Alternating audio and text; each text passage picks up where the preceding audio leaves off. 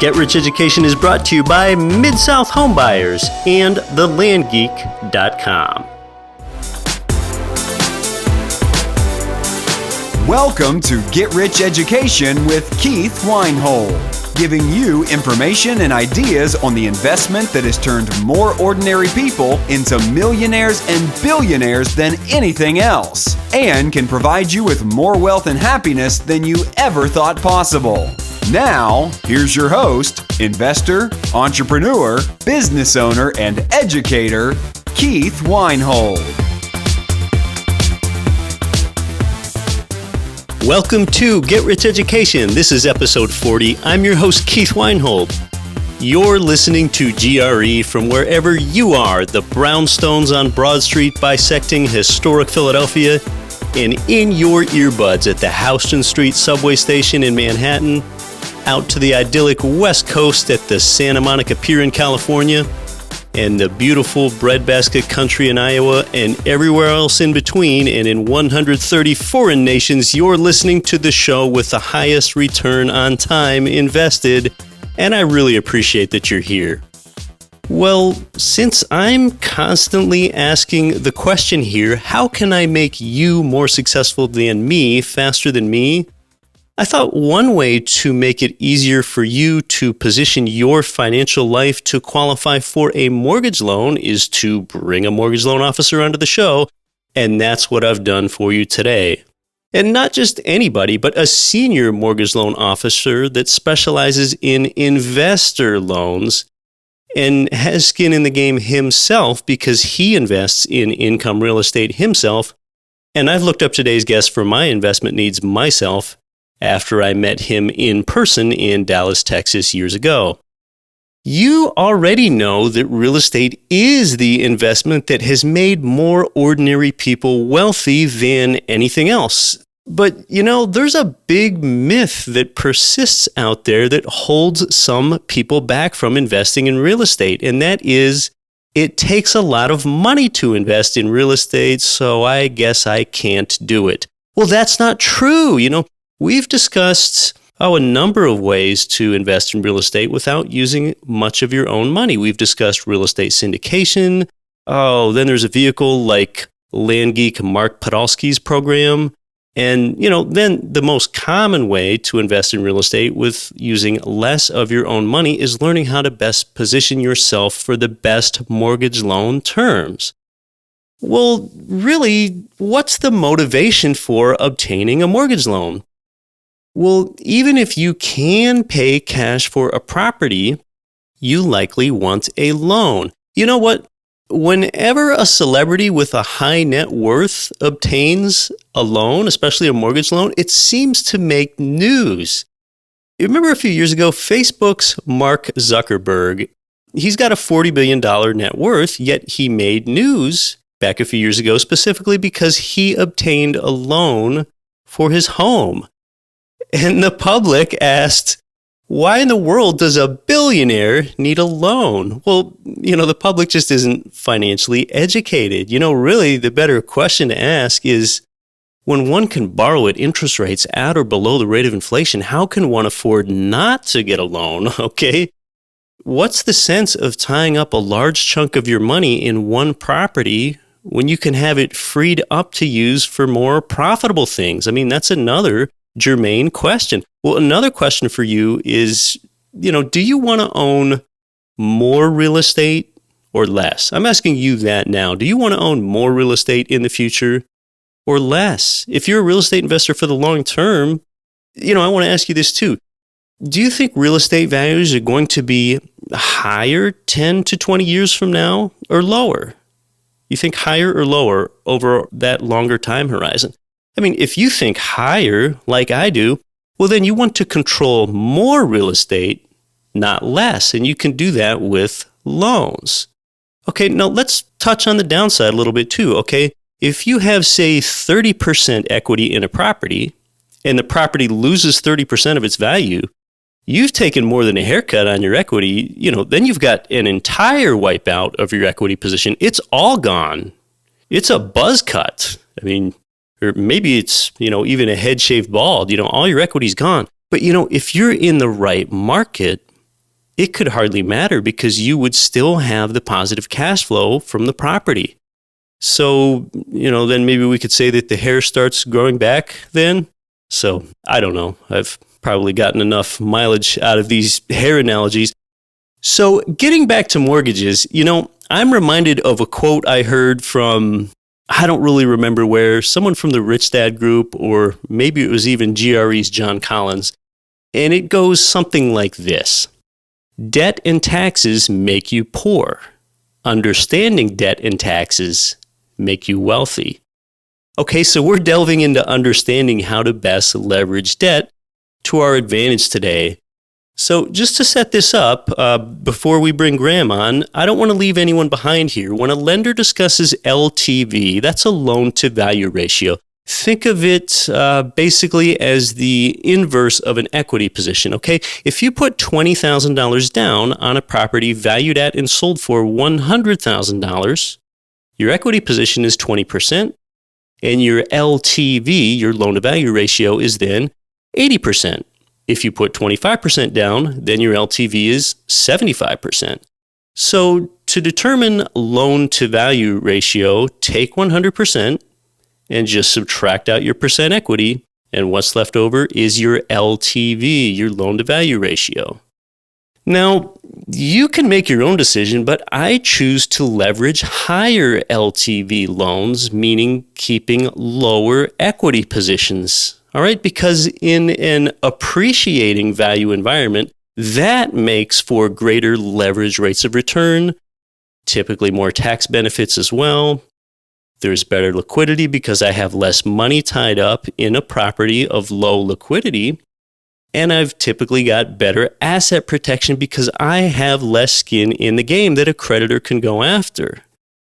All right, plus consider this too. When interest rates continue to defy gravity and be at historic lows just for years like this, well, would I rather borrow 50% of a building's value?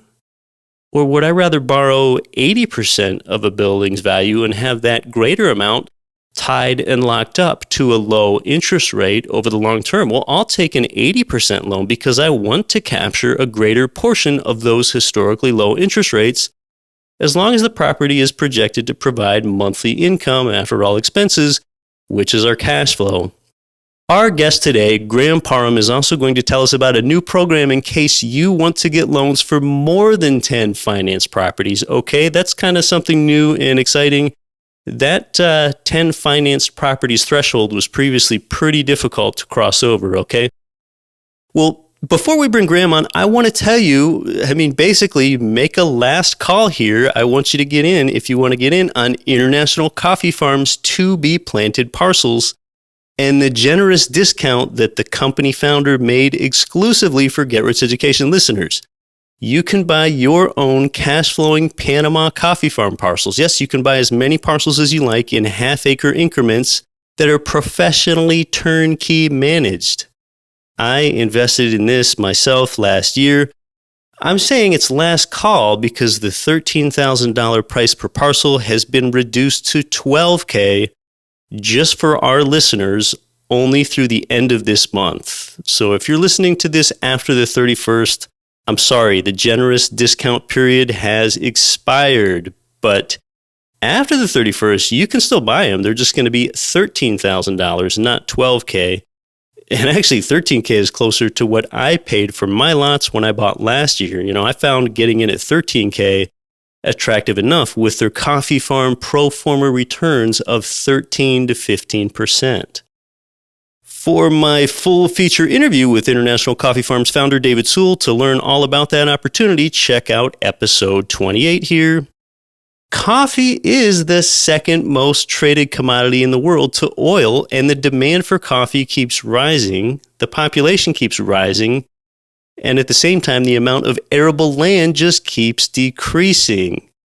Hey, I'm pretty bullish on the United States in a lot of ways. There's a lot of great investment opportunity here, but I own several hard assets outside the U.S. I think a good question to ask yourself is, do I really want to have 100% of my hard assets tied up in the greatest debtor nation in the history of the world? It's a totally valid question. So to register for your $1,000 per parcel discount and pay $12K rather than $13K per parcel, all you have to do is send your contact details to coffee@getricheducation.com within the next 2 weeks, and that's it. Send it to coffee@getricheducation.com and you will be registered, and International Coffee Farms will be in touch with you from there. And I look forward to meeting you in person at an upcoming coffee farm tour there in the scenic and beautiful highlands of Western Panama, checking out our coffee farms and seeing how we're improving the lives of the Panama coffee farmers. Well, hey, let's talk to Graham Parham about investor loans for income property. Today, we have with us Senior Loan Officer with Highlands Residential Mortgage in Dallas, Texas, Mr. Graham Parham. Welcome to Get Rich Education. Hey, Keith. Thanks for having me. Graham's been doing loans since 1997, and for a long time now, he has specialized in investor loans. In fact, 90% of the loans that Graham helps originate are investor loans, and Graham is an investor himself. So he really understands what you need. So, hey, Graham, before we talk about loans, why don't you talk a little bit about what real estate investing has done for you? You know, it's interesting. I was doing a lot of loans for a lot of big investors, back in 2000, 2001. And I kept seeing these tax returns come across my desk. And I kind of go, what do these guys know that I don't know? Nothing. They're just doing it. So I decided to jump into it as well back in 2002. And I bought my first one, believe it or not, sight unseen, and bought it from an investor.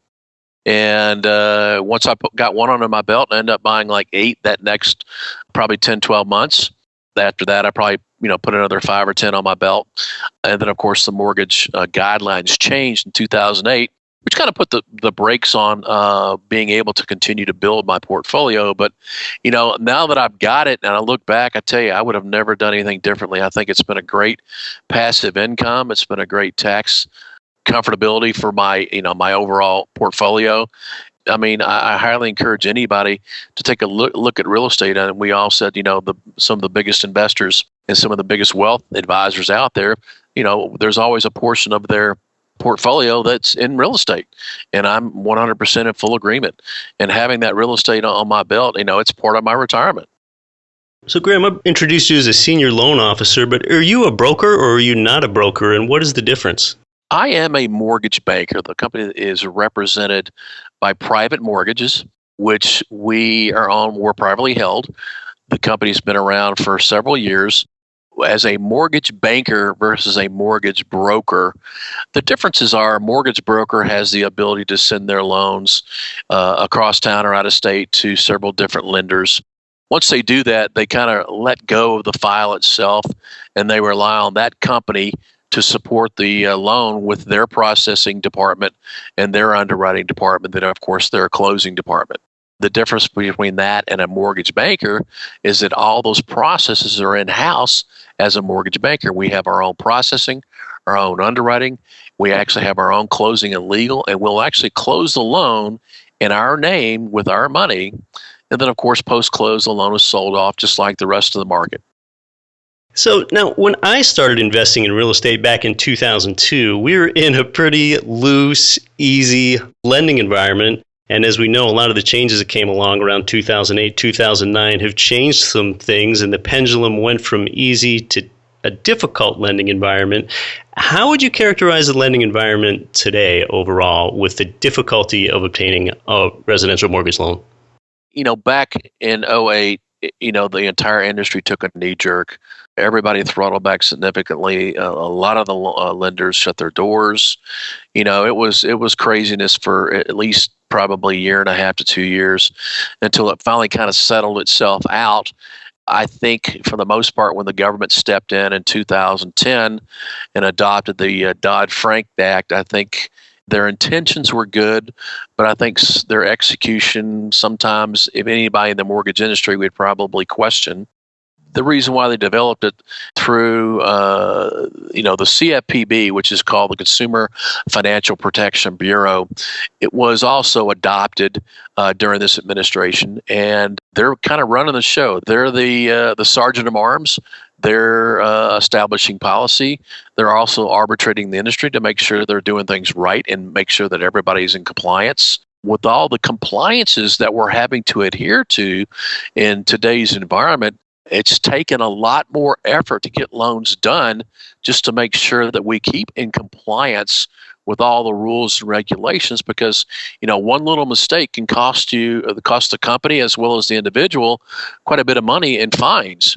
And oddly enough, the CFPB has been out, not necessarily doing a witch hunt, but they have, been suing a lot of folks over the last several years. And, they pretty much knocked down most of the big boys. Now they're working on the smaller guys. But in 2013, the last shoe, for what it's worth, dropped for the Dodd-Frank Act. And they came up with this thing called ATR, the ability to repay. And that's the key word, or the buzzword in the industry today, is can the lender prove that the borrower truly has the ability to repay? Not only in investment lending, but also in owner-occupied lending. Because if the originator cannot prove that, or should I say they originate the loan and fund the loan, 6 months later, the borrower loses his job. He can always come back and sue the lender and say he didn't have the ability to repay. Now, that's to the extreme of things, but because of that, the industry itself has tightened up so much. We've gone from a quasi-streamlined process from 2008. And then, of course, 2010, we went into a fully documented process. Then we went into an overly documented process. And now we're kind of into the ridiculous phase where, some of the investors are asking for things that you would just never, ever would have asked for, 3-4 years ago. So are we doing loans? Yes. Is it as easy as it used to be? No. But when you get with an originator that understands what it's going to take on the front end, hopefully that prevents, us coming back after it's gone through the underwriting process, say, well, you know what? I think I am going to need that 4th grade report card now that I think about it, So, yeah.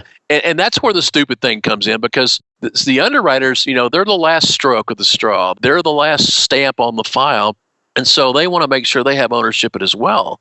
And if they can't have everything fully documented in the file, then of course they want to prove it. So it can be challenging from time to time, but we're getting them done.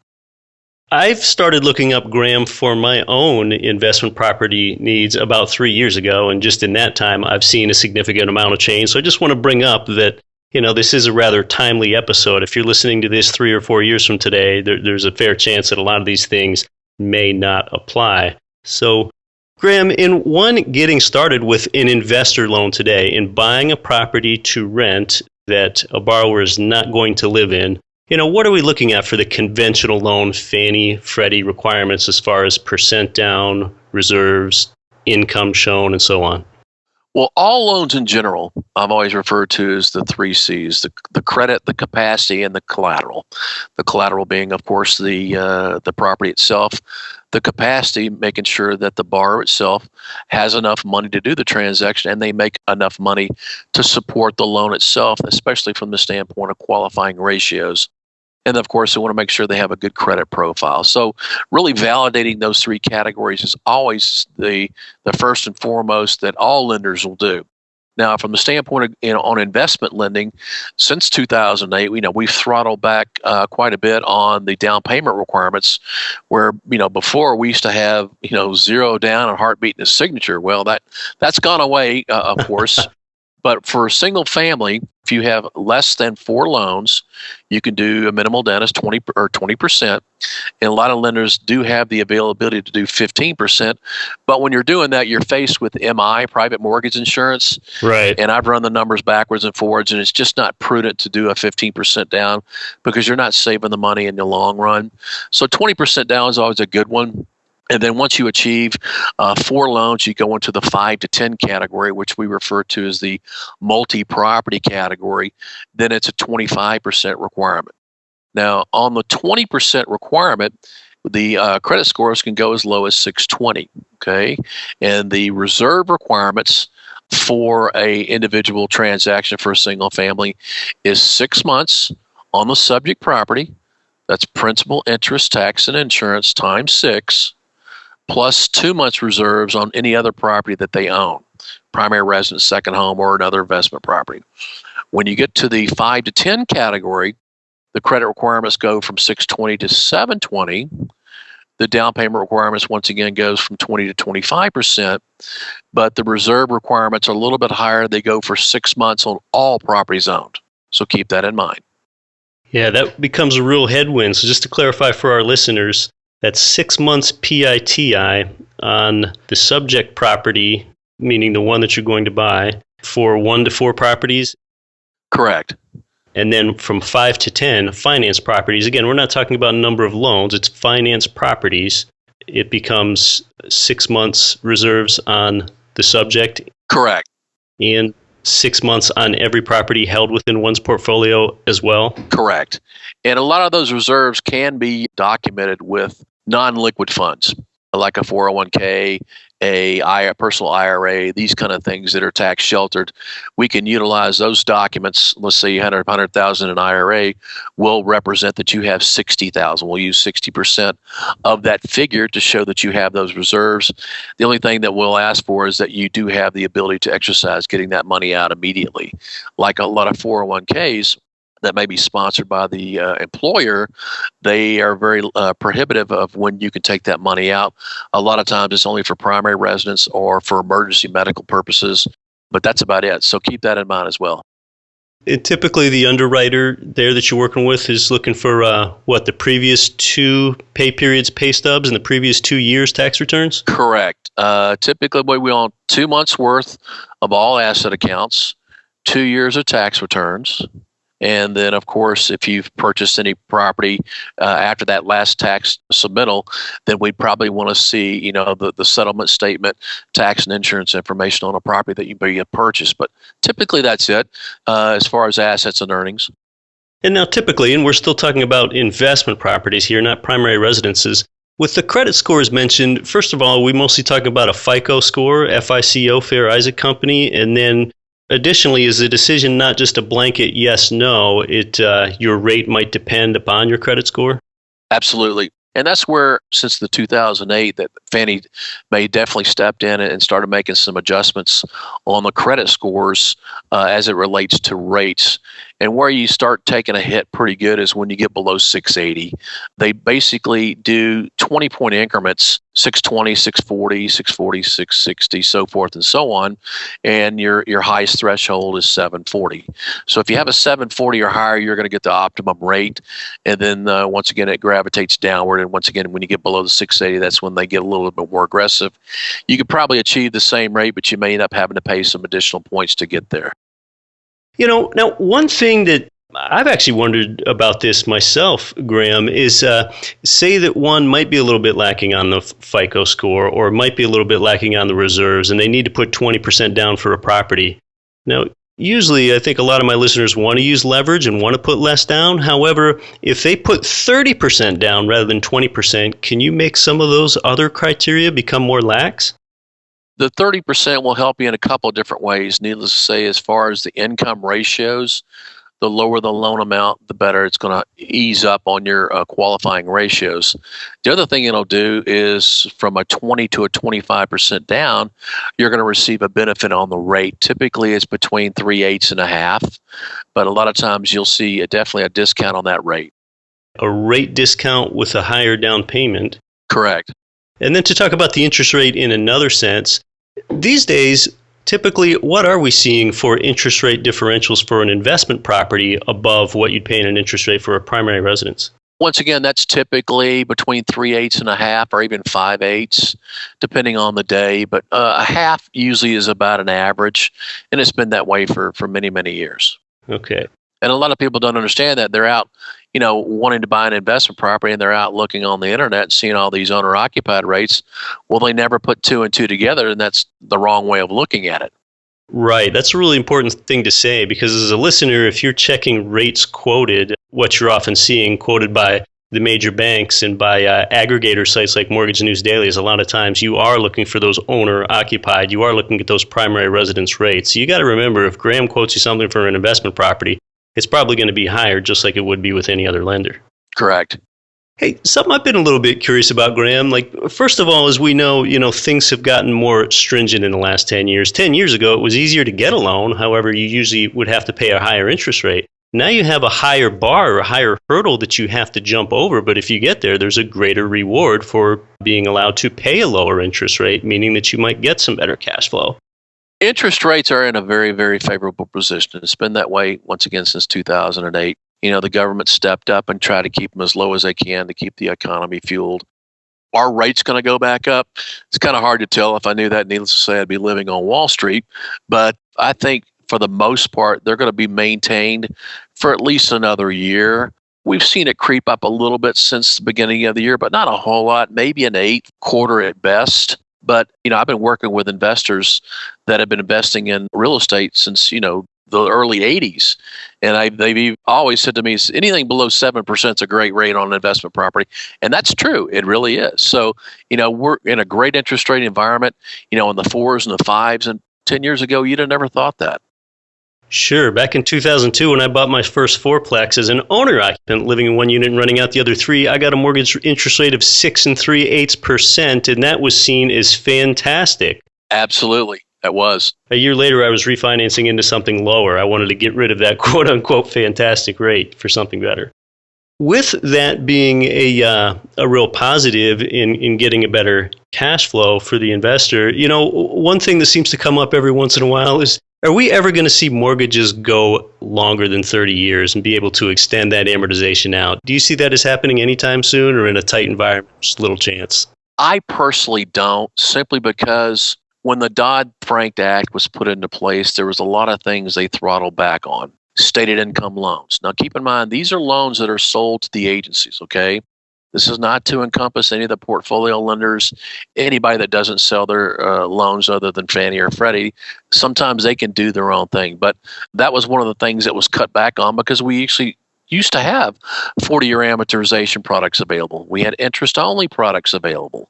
We had ARM products that had negative amortization available. So we had all kinds of different products, in my opinion, that made sense in a lot of applications, but in a lot of other people's opinion, that it was a detriment to the economy, because, when you try to put somebody that can barely afford a loan to begin with, or a house to begin with, and you put them into a negative amortization loan, well, they're already, cursed to begin with. Right. But from an investor standpoint, it made a lot of sense, especially from an equity play. But as far as the 40-year, I don't think we're going to see that for quite some time. You're listening to Get Rich Education. Our guest is Highlands Residential Mortgage Loan Officer Graham Parham. More when we come back. I'm your host, Keith Weinhold. Are you looking for a way to build monthly cash flow investing in real estate, but without the typical hassles you hear about? While other people flock to compete in the house flipping and rental property markets, now could be the time to learn migraine-free real estate investing. In business for nearly 15 years, Mark Podolsky, aka The Land Geek, has unlocked the secrets to creating significant passive income by investing in raw, undeveloped land. No renters or tenants, no rodents or termites, no renovations or toilet repairs. Imagine achieving your financial goals without suffering through the constant stress that landlords and house flippers do. For more information, go to thelandgeek.com/GRE. This is Rich Dad Advisor Garrett Sutton. To grow your wealth, listen to the always valuable Get Rich Education.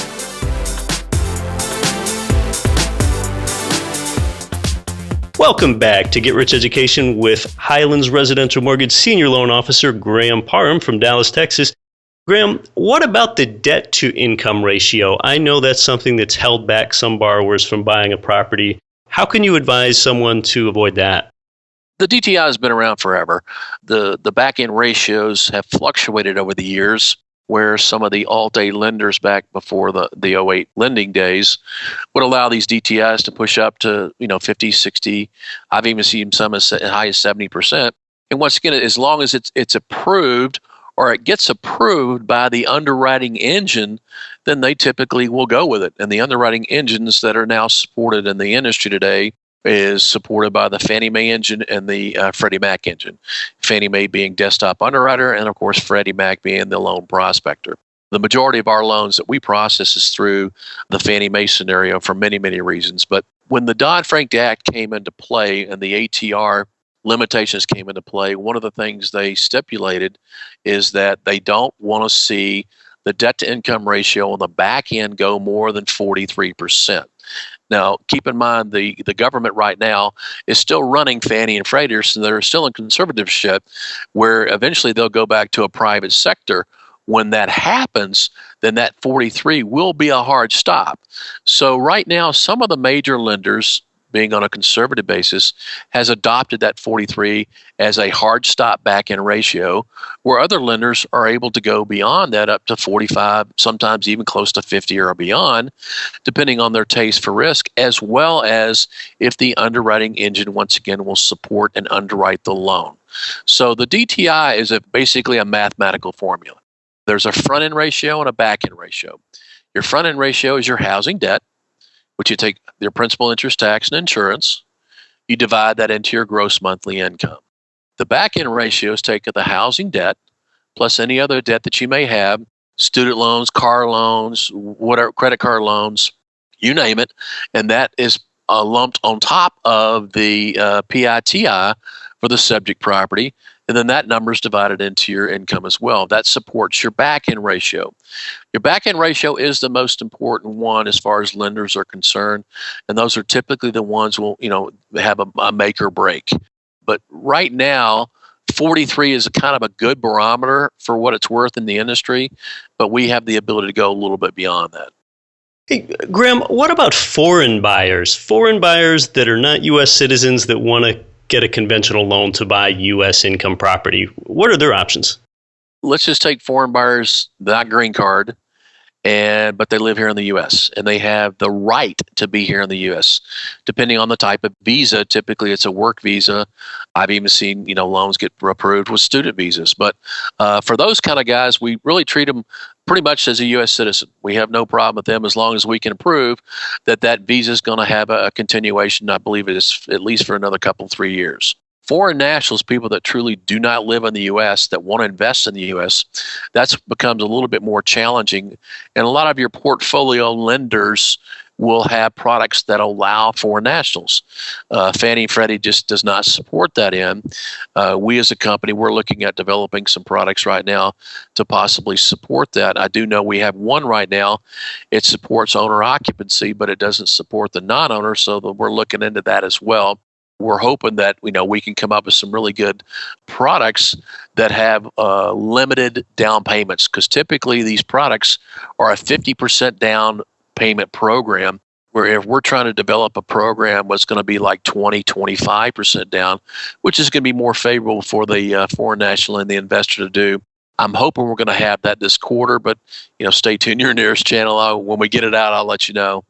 Now, one common question I get from investors and those interested in buying investment property is, okay, now how do I structure this? They can put it in an LLC or not put it in an LLC, depending on what sort of asset protection they get. But how does that intersect with how one does loans? And are there some planning considerations around LLC formation, Graham? Great question. A lot of people that want to get into investment, they want to have peace of mind. They want to have that blanket peace of mind, whether it be through a blanket insurance policy or possibly putting their products into an asset protection tool, whether it be an LLC, an LP, S Corp, whatever the case. And that's fine. I usually support this answer with an on the record, off the record. I can tell you what I do personally, and I can tell you what the majority of my investors will do, but I can also tell you what Fannie Mae will or will not do. As far as me personally, I have asset protection. I do have an LLC. I generate the loan in my name or my wife's name, and then post-close, I will retitle that property into my LLC.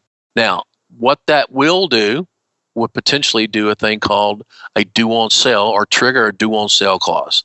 Due on sale clause is a part of every loan for both Fannie and Freddie. It's a promulgated document which basically states if you retitle the loan into anything other than your personal name, you have to let us know, and it could potentially trigger the loan to the point where it may come due. Now, off the record, I've personally been doing this for years. I know investors have been doing this for years. I've never seen a note triggered just for simply retitling it. Unless, of course, you want to pick up the phone and call the servicer and say, hey, guess what I'm doing today? And, of course, the other person on the other line that's reading from a script going, well, Mr. So-and-so, I think we may have to call that note. Right. But I've never seen that happen. The only time I've ever seen a due on sale, or should I even say a note called due, you stop making the payment. Pretty simple. Yeah, just to clarify for our listeners, what we're talking about when a lender may call the note due, however, we've never seen it happen, is when an investor attempts to move a property from being titled in their own name and switch it into the LLC name. On paper, the lender can go ahead and just say, you owe the entire loan amount to us immediately. However, I've never seen that happen. Typically, you just switch it without recourse, and I think Graham is telling us that he's had the same observation. That's correct. One of the things that happens from time to time is when people do start building up their portfolio and they put all their properties into an LLC, and then they see an opportunity on an asset play where they want to, sell a property or two and then graduate those dollars and cents from the equity into more property themselves, going from selling one property to three properties, which typically they'll do through a 1031 exchange. Now, the exchangers, the industry itself is not regulated, so you have to make sure you get with a good exchanger, because a lot of times if you don't, you could have some problems. But most exchangers will allow you to do an exchange as long as the entitlement is the same. So if you have your house that you're selling that's in an LLC, and then you want to buy 3 more residential properties and you come to me to get that loan, I can't give you that loan because Fannie or Freddie does not honor LLC lending. You have to get it into your private name and then, of course, take it out thereafter. Okay, so keep that in mind. Yeah, so as you can see, there's some real planning considerations around all this with how you're going to structure this and go ahead. Now, off microphone, Graham was telling me about something really exciting for quite a while now. The loans at the best terms that are Fannie Freddie backed, one had a limit where they could only get 10 financed property loans. However, Graham, I think you let me know that we could be looking at a system where one can buy more than 10 properties? Well, it's a real program. We're launching it hopefully this week, according to management. It will allow us to go beyond the 10 limit and there's no limitations. So if you came to me and you had 30 loans in your portfolio, but you can't, get any more loans, well, I can help you out. The two things that's very important is that the loan limit is a minimum of $100,000. So if in some of these discounted markets, that's not going to work. And also, if you're looking to buy multiples, I can give you multiples, but no greater than 5 more. Okay, because this is a private program itself. Yeah, that could be a nice option for some people. So, well, Graham, if I have a listener that lives in New York or California and they want to buy investment property in another state, how can you help them with that?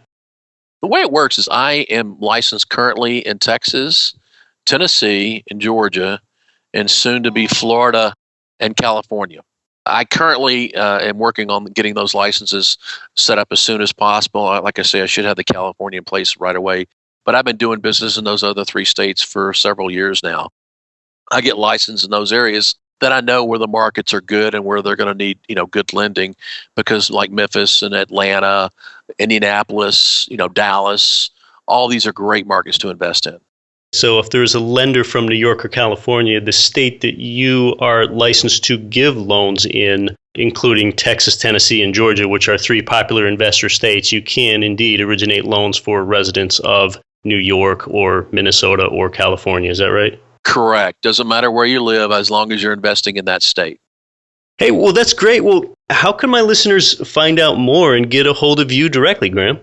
You can call my toll-free number, which is 855-326-6802, or you can go to my website. It's grahamparham.com. That's GrahamParham.com. Okay, that sounds great. And listeners, if you have an interest in utilizing Graham, I really recommend it. I've looked him up before for my own needs, and he really has this great, straightforward style, and he'll let you know sooner than later whether qualifying for income properties are going to be a possibility in your situation or whether it won't be. So, hey, thanks so much for coming on and giving us some insight in today's lending environment, Graham. This has been great. It's my pleasure, Keith. Anytime. It's always insightful to chat with Graham. So I think there's a few takeaways here. You can have a great credit score, stable income, and an adequate down payment and reserves, but you still need to meet that DTI requirement. And I know that debt to income requirement has prevented a lot of loans from happening. So just to review, figuring out your DTI is simple math, okay? The front end ratio is your monthly housing debt divided by your gross monthly income, all right? Monthly housing debt is PITI, principal, interest, taxes, and insurance. And I believe that would also include any homeowners association dues that you pay as well, okay? And the back end ratio, the back end DTI, it uses those same numbers, but it also adds in any other personal debt that you might have, like car loans, credit cards, student loans. And it's usually that back end one that bites people. And that's where a lot of banks stop at 43% DTI. Some even go to 48%, even 50%. So, okay, we're talking about how you should have 43 to 50% of your gross income to spend on all your debt obligations, okay? I've been an applicant for tons of investor loans in my life, and I swear that when I calculate my DTI myself, I can never come up with the same number that the underwriter does, even though it's an easy calculation. There's just always a number missing or something there. But, here's some strategy to keep your DTI lower, all right? If you're in a situation where, let's say you have some good liquidity and your DTI might be a little bit too high, but you have a car loan of $10,000, but yet that monthly car payment is, say, $400, well, then you can pay off the car loan for just $10K, and that'll totally knock out the monthly car payment of $400, and you've just lowered your DTI. So talk to someone like Graham. He can give you more than just a yes or no answer on whether your situation is going to fly with his underwriter, okay? I mean, unless it's emphatic that you do or you don't qualify. He's going to help, you do what you need to strategically do to increase your chances of obtaining a loan really with as little pain as possible on your part. So get these things in line with someone like Graham before you go looking at property, okay? I mean, Graham is still going to ask you for a number of documents. He has to. Now, you can make Graham part of your team. I've talked at length about how market selection and team selection are even more important than the property. Well, I'm helping you build your team right in front of you today. Now, Graham and I talked off microphone a bit today too. If you rent a room in your home with Airbnb, can you use that income to qualify for investment property and help you lower your DTI? The answer is yes, as long as you're claiming that income on your tax return. Graham and I are both big proponents of using HELOCs, home equity lines of credit. I mean, boy, just consider opening one up if you have adequate equity in a property. I think of a HELOC somewhat as a credit card drawn against a portion of your home equity. But, it's better than a credit card. Okay, for one thing, the debt is secured because that property is collateral, so you get a great interest rate, probably 5% or less right now. And you only have to draw against it if you want to. You can pay it down as you want, so your HELOC balance can kind of expand and contract that way. You can get a HELOC on your primary residence and use those funds for investment property or whatever else, really. HELOC interest is typically tax deductible, and it is not for a credit card. And then also with credit cards, you typically have to pay down a portion of the principal with each monthly payment that you make, so that makes your payment a little bit higher. With a HELOC, you typically have interest-only payments, meaning you only have to pay the interest accrued portion, and you have the option each month of paying down any extra principal. So they're more flexible. I've used HELOCs to buy property before, so I have a good idea of how this all works.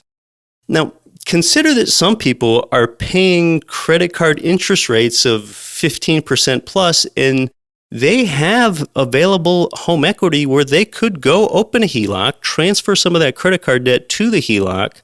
So they're going to get all those benefits that I just mentioned. Plus, their monthly payments are now lower, helping their DTI. But, the more obvious benefit of that's just going to bring more cash flow into your life because you're paying less in interest charges.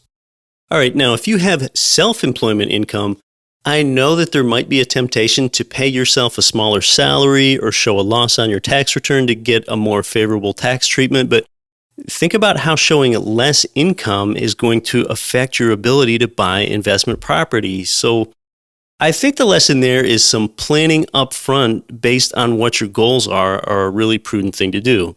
And, hey, what about this scenario, all right? Say you own 4 single-family homes and you want to buy a 5th one, okay? You want to add another income property. Well, Graham and I just discussed that once you buy your 5th through 10th ones, that you need to use a higher down payment and have a higher credit score. Well, if you have adequate equity in 2 of those 4 homes, you could sell those 2 homes and use the equity to buy a 6-plex. The 6-plex probably has a better cap rate than the 2 single-family homes that you sold anyway, and now you only have 2 homes remaining in that 1 to 4 unit space, all right? That 6-plex doesn't count as a residential mortgage loan because it has 5 or more units, so now you've just opened up space so that next investor single-family home that you buy would only be your 3rd one and not your 5th one. And now you continue to get the favor of the more lenient credit score requirement and lower reserve requirement, and you can put less % down. So, there are a lot of things to consider and plan for. And, I could probably run out in the open field on the microphone on this topic for like 2 hours because I really get interested in these intersections of debt, equity, leverage, financing, and cash flow. All right. I'll probably just naturally keep metering these things out over the episodes. The thing to keep in mind is that I'm not a registered mortgage loan or financial professional of any kind. I've just done a lot of loans. But hey, now you do know a good professional, Graham, and his contact information is in the show notes for you. You know what? I feared that my voice was going to give out today because I just spent part of the afternoon inhaling and exhaling deeply as I was blowing up a bunch of balloons for a 12-year-old's birthday party. Yes, which I never expected to do. My Filipino wife and I attended a 12-year-old's birthday party because she's friends with the parents. Well, there were like 80 people at this party, and I was the only white person there. Everyone else was Filipino. Now, I don't really have a problem with that at all, but the problem was that everyone there was speaking either Tagalog or Ilocano, so after eating lunch and having another 10 minutes after that of feeling culturally isolated and unable to interact with any adults, I ended up blowing up balloons and, acting like a kid for a while. So, hey, on a future show, I'm going to interview a very accomplished guest who has the experience of advising the Obama and Bush administrations about financial literacy. Yes, this guest was appointed to the President's Advisory Council on that topic and served each of those presidents. And you know what? I think I'm going to ask that guest, I'm going to ask which president, President Obama or President Bush, has the sharpest mind for real estate investing. You want me to ask it? I mean, really, how many times can I ask a person that question that's actually qualified to answer it? Hey, we'll see how that discussion goes and feels, but yeah, you know what? I am going to ask that. We'll see what kind of answer I get for you there. Down the road, I'm also going to do that show about how fourplexes can be tremendous wealth builders, along with some landlording tips in there. As you know, the first property I ever bought was a fourplex building where I lived in 1 unit and rented out the other 3, which was a great springboard for my wealth. Maybe episode 44 would be an appropriate number to finally select for that fourplex show. We'll see. Hey, thanks today to Senior Mortgage Loan Officer Graham Parham. On behalf of GRE's developer John Collins, designer Nikon Roy, sound engineer Vidran Jampo, I'm your host Keith Weinhold. We'll see you next week. Don't quit your daydream. You've been listening to Get Rich Education, telling you what the wealthy won't tell you about real estate and investing. If you enjoyed the show, please take a minute to visit iTunes and leave your comments.